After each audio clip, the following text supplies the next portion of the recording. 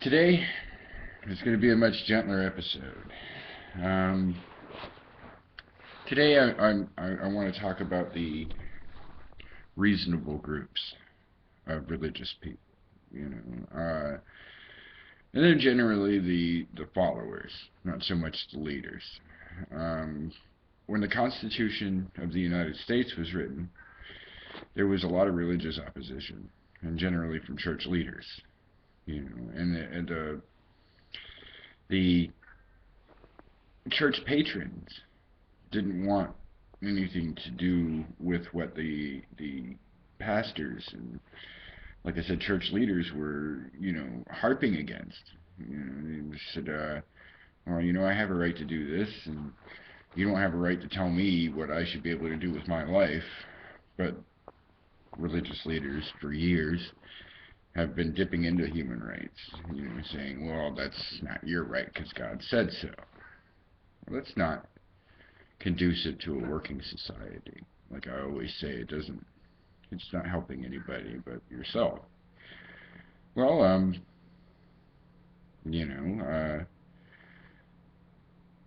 just recently when they wrote the Constitution in the Middle East, the Middle Eastern religious leaders went nuts, and their groups that followed them so avidly went absolutely, running in the streets insane. Like I always say, they just run wild in the streets. They don't care. They, willy-nilly, as they say. And but it is a matter of human rights. If I want to believe in evolution, don't push your Christianity on me. Don't push your your Islamic beliefs on me. I have my rights to believe what I want to believe or accept what I want to accept.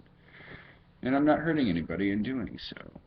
If it hurts your ego, well, then you probably need to examine yourself. You know. And it's always just the smaller, the groups that don't agree with science and don't agree with evolution are getting smaller and smaller and smaller. And they don't accept it, they get smaller and smaller and smaller because they're being left behind. Not in this country so much, because in this country we have some really fundamentalist ideas when it comes to our religious beliefs. And fundamentalism is really a dangerous thing because it's dogmatic to the extreme. Um, a friend of mine got down on me saying, well, you need to be a little nicer about it. Well, this is an episode for that friend. So it's not really my personality not to cuss. So I'm going to do my best not to say any, to let loose any expletives this time around. Next time maybe I'll go ape shit off. Well, excuse my language, but I'll probably go off the handle again with, some emotional response to something because, well, I'm a human being and I'm an emotional creature. So, genetics is what I wanted to really kind of explain to a lot of the religious fundamentalists. You're talking about evolution. You're talking about a natural process of genetic learning. You find yourself in a situation, your genes react, and you pass on that genetic knowledge to your kids, like they say, genetic memory. And what's really interesting is that I didn't even think about that until a Baptist brought it up to me. A really closed-minded Baptist. But when it came to evolution, it was very open-minded. Even accepted it. Said, well, yeah, we have been here for millions of years because it's evident. Just look at everything. You have all these variants. These people that match their environments. Well, that's what it is. It's not so hard to reject when you think of it on those terms, because it's just evident. Where did black skin come from? Where did Chinese skin come from? With that strange mottled tint. the olive complexion of the Greeks and Romans and the Middle Eastern peoples, and the really white skin of the people up north, far north, the Germanic, Gothic, uh, Ural, whatever. You come from these, the Saxons and the Pikes, the Picts, there's just these different groups of people that are kind of confined to a region, and they have to adapt to their surroundings. We come from. I'm not really sure which one it was that branched out first. I can't remember if it was Australopithecus or Homo habilis, but either way, it was one of those peoples, and they branched out, and they adapted to their respective environments. But we're still the same people. There's nothing that separates me from a black person. Our genes are exactly the same.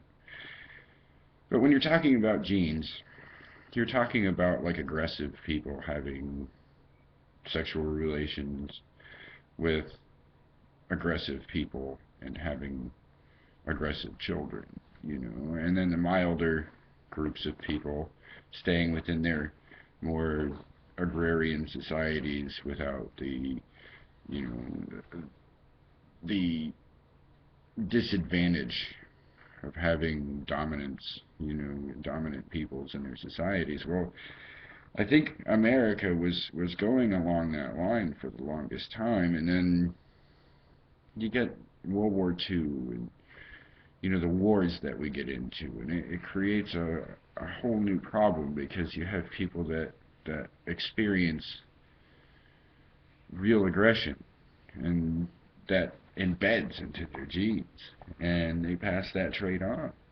I was watching the silver fox experiment the other day.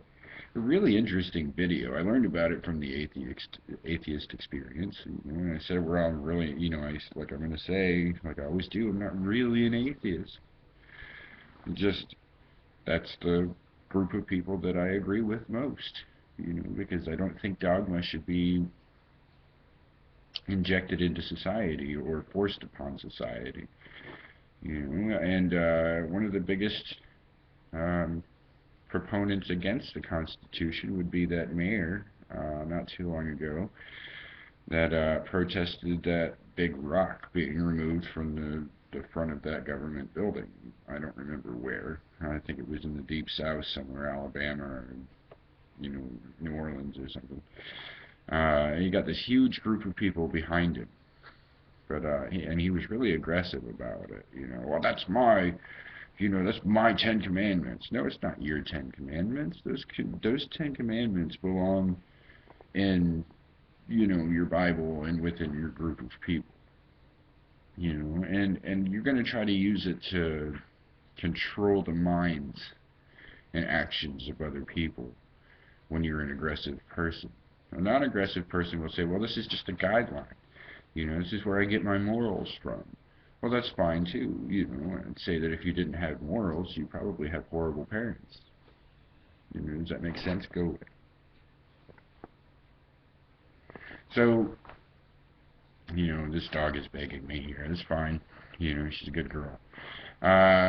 Sorry if that got distracted there for a second. Now I'm lost. But either way, that's how evolution works. Evolution is not devolution. It's just genetic learning. It's learning on a genetic level, as opposed to an experience. As opposed to the rational experience on a deeper level. Of course, then your genes are connected to your rationality. They're connected to what you can experience with your five senses.